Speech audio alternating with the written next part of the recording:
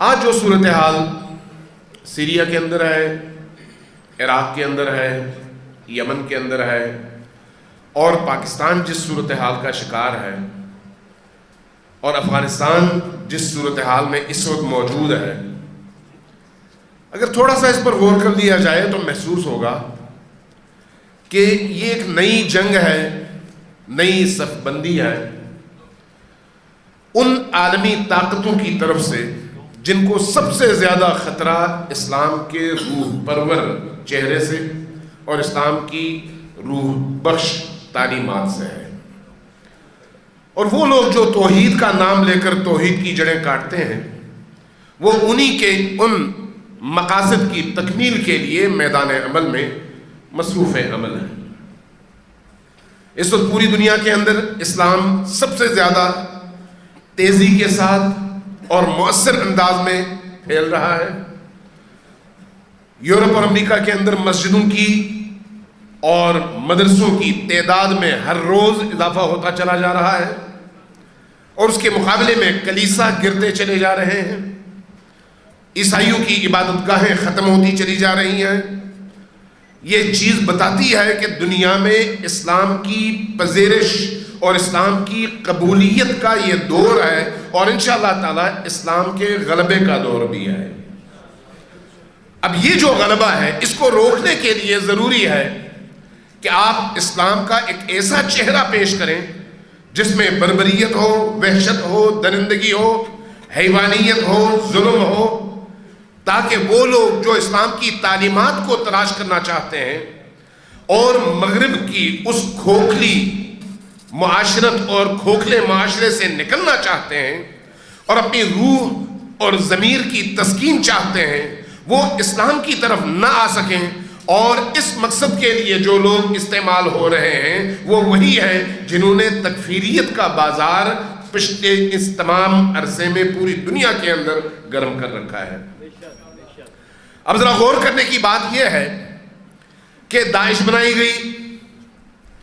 القاعدہ کو وجود بخشا گیا، طالبان بنائے گئے، اسی طرح سے النصرہ فرنٹ تشکیل پائی، اور جب ان کے کرتوت اور ان کے اعمال کا آپ جائزہ لیں گے تو محسوس کریں گے کہ ان سے وہی اعمال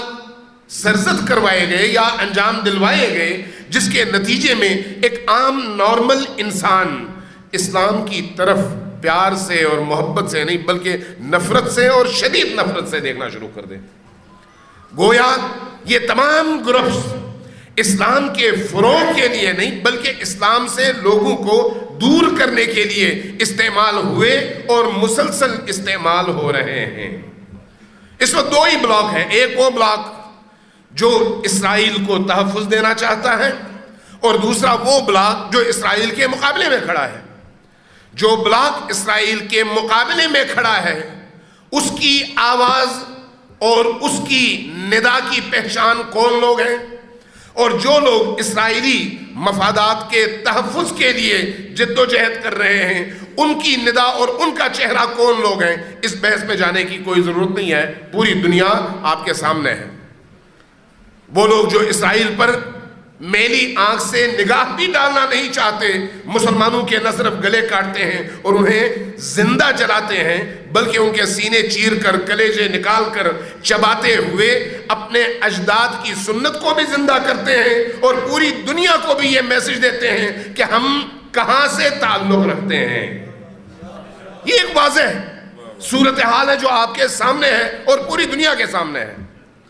امریکہ، اسرائیل اور سعودی عرب، یہ تین ممالک اس وقت بالکل واضح طور پر مغربی مفادات کی حفاظت کے لیے اس پورے خطے کے اندر ایک بڑے منصوبے کو آرام سے آہستہ آہستہ آگے بڑھانے کی کوششوں میں مصروف ہیں۔ داعش انہی نے بنائی، آج ڈھونگ رچایا جا رہا ہے کہ داعش کو ہم ختم کر رہے ہیں، جبکہ آپ نے دیکھ لیا کہ خلیجی ممالک کی جو کانفرنس تھی، امریکیوں نے جس کی سرپرستی کی، اس کانفرنس میں جب فیصلے ہوئے داعش کے خلاف تو عملی میدان میں داعش کو مارنے کے لیے کوئی سنجیدہ قدم آج تک نہیں اٹھایا گیا، بلکہ اگر آپ تھوڑا سا غور کریں تو گزشتہ 11 دنوں میں جتنی بمباری کر کے یمن کے نہتے اور بے گناہ عام شہریوں کو کارخانوں میں، بازاروں میں، اسکولوں میں، ہسپتالوں میں اور مہاجر کیمپوں میں مارا گیا ہے، اس کا عشر اشیر بھی گزشتہ 7 مہینے کی امریکی بمباری کے نتیجے میں موصل اور تکریت میں داعش کے لوگ نہیں مارے گئے۔ 7 مہینے کی امریکی بمباری اور 10 دنوں کی سعودی بمباری، اس کے نتائج آپ کے سامنے ہیں۔ ہاں ایک اور فائدہ ضرور ہوا کہ امریکیوں نے کم از کم 5-6 بار ان ٹھکانوں پر، جو ٹھکانے داعش کے تھے، وہاں پر جدید ترین اسلحہ ضرور گرایا تاکہ اس اسلحے کی مدد سے وہ عراق اور سیریا کے خلاف اپنی لڑائی تیز تر کر سکیں۔ لیکن بہرحال مجاہدین فی سبیل اللہ، اللہ کے راتوں کے وہ عبادت گزار جو دن میں شیر کی طرح سے لڑتے اور رات میں اللہ کے کمزور بندوں کی طرح سے عبادت کرتے ہیں، انہوں نے میدان میں نکل کر جس طرح سے عراق میں اس وقت داعش کا صفایا شروع کر دیا ہے وہ آپ کے سامنے ہے۔ لیکن ایک سوال ہے کہ داعش کا اپنا تو کوئی ٹھکانہ موجود نہیں ہے۔ جب اپنا کوئی ٹھکانہ موجود نہیں ہے تو پھر داعش اگر بھاگیں تو وہ کہاں جائے؟ یمن میں ایک نیا محاذ شروع کر دیا گیا اور اس کو رنگ دے دیا گیا یہ شیعہ اور سنی کی لڑائی ہے، جبکہ پوری دنیا جانتی ہے کہ اس کا کسی طرح کا کوئی تعلق نہ شیعیت سے ہے نہ سنیت سے ہے۔ جو سنیت کے دعوے دار ہیں ان کا کوئی تعلق سنیت سے نہیں ہے۔ جو سنیت کے علمبردار ہیں اس وقت سعودی، ان کا کیا تعلق ہے سنیت کے ساتھ؟ اور یہ جو یمن کے خلاف جارحیت شروع ہوئی ہے، کئی ایک مقاصد اس کے پیچھے کار فرما ہے، کئی ایک مقاصد۔ آپ داعش کی طرف سے توجہ کم کر دیں، داعش کی جو اس وقت پٹائی ہو رہی ہے وہ پس منظر میں چلی جائے گی، داعش کو بھاگنے کا موقع ملے۔ یمن کے جیلوں میں جو القاعدہ اور داعش کے لوگ تھے ان کو بھی وہاں سے فرار کروایا جا رہا ہے۔ ابھی آپ نے سنا ہوگا پرسوں بھی 300 یا اس سے زیادہ افراد جیلوں سے بھگائے گئے۔ اور اسی طرح سے القاعدہ جس طرح سے اس وقت یمن میں منظم ہو رہی ہے، جس طرح سے داعش افغانستان میں اس وقت ایک نظم کی شکل اختیار کر رہے ہیں داعش والے، اور پھر پاکستان کے اندر جو طالبان سے ٹوٹ کر داعش کے ساتھ مل کر آگے کی منصوبہ بندی کر رہے ہیں، اس تمام صورتحال کا جب آپ جائزہ لیتے ہیں تو خود بخود یہ بات سمجھ آتی ہے کہ یمن کے اندر ایک بازار گرم کرو اور اس میں پاکستانی فوج کو اس طرح سے دھکیل دو کہ پاکستان وہاں پر جا کر اس طرح سے الجھ جائے کہ یہاں پر پھر ان کی گرفت کمزور پڑ جائے اور داعش کو یہاں پر کام کرنے کا موقع ملے۔ داعش اس وقت اس کا کوئی ٹھکانہ نہیں ہے، یہ دنیا بھر سے لائے گئے وہ دہشت گرد ہیں جو کبھی عراق میں اور کبھی سیریا کے اندر مسلمانوں کے خلاف، وہاں کے حاکموں کے خلاف، عوام کے خلاف اور انسانوں کے خلاف جن کو استعمال کیا گیا۔ اب جب ان کی پٹائی ہو رہی ہے تو ان کو ٹھکانہ چاہیے بھاگنے کے لیے، تو اس میں اب آپ القاعدہ کی بھی مدد کر رہے ہیں یمن کے اندر، اور وہاں پر داعش کو بھی پہنچانے کا بندوبست کیا جا رہا ہے۔ بھرتیوں کی بھی اطلاعات آ رہی ہیں کہ نئے سرے سے بھرتیاں ہوں گی یمن میں زمینی لڑائی کے لیے، اور اس کے بعد پھر پاکستان کے اندر، چونکہ اس وقت دنیا بھر میں اگر کوئی ایسا پوائنٹ اور ایسی جگہ موجود ہے جہاں پر سب سے زیادہ زمین ہموار ہے داعش کے طرز تفکر اور القاعدہ کے طرز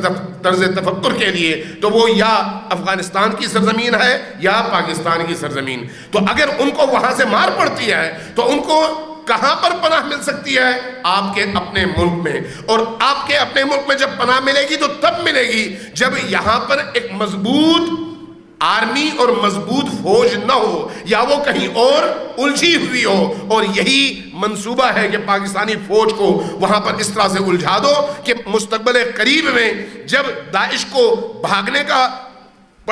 کی پڑ جائے اور وہ کہیں پر پناہ حاصل کرنا چاہے تو وہ پاکستان آئے اور ادھر سے یمن جائے، یمن میں بھی ان سے استفادہ کیا جائے اور پاکستان میں بھی ان سے استفادہ کیا جائے۔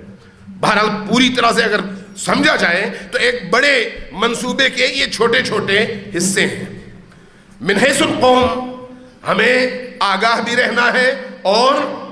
بیدار بھی رہنا ہے۔ یہ جو منصوبہ ہے کہ شیعہ سنی کے نام پر عالم اسلام کے ان دو بازوؤں کو آپس میں لڑا دو، اس منصوبے کو ناکام بنانے کے لیے ہر وہ قدم اٹھانے کی ضرورت ہے جس سے لوگوں میں شعور پیدا ہو، لوگوں میں آگہی پیدا ہو اور لوگ شعور کے ساتھ میدان میں قدم رکھیں، صرف دوسروں کی تقلید میں نہیں۔ اس لیے یہ حق سعودیوں کو نہیں پہنچتا کہ جنہوں نے پورے سعودیہ کے اندر اور دنیا کے باقی ممالک کے اندر یہ فکر پھیلائی شرک کی، اور اس کے نتیجے میں انبیاء کے مزارات کو جنہوں نے خود گرایا،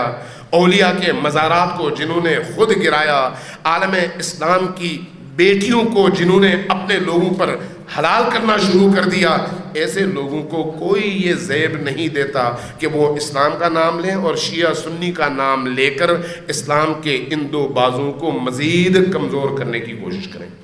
لہٰذا ہماری ذمہ داری یہ بنتی ہے کہ ہم مسلم امہ کے درمیان ان تمام قوتوں کو آگہی بھی دیں، شعور بھی دیں، اور ان کے اندر ایک بیداری پیدا کرنے کی کوشش بھی کریں تاکہ وہ کھلی آنکھوں کے ساتھ اس تمام صورتحال کو سمجھیں بھی اور اس صورتحال کے مقابلے کے لیے تیار بھی ہوں۔ میں اس سے زیادہ آپ کی سماع خراشی نہیں کروں گا۔ والسلام علیکم ورحمۃ اللہ وبرکاتہ۔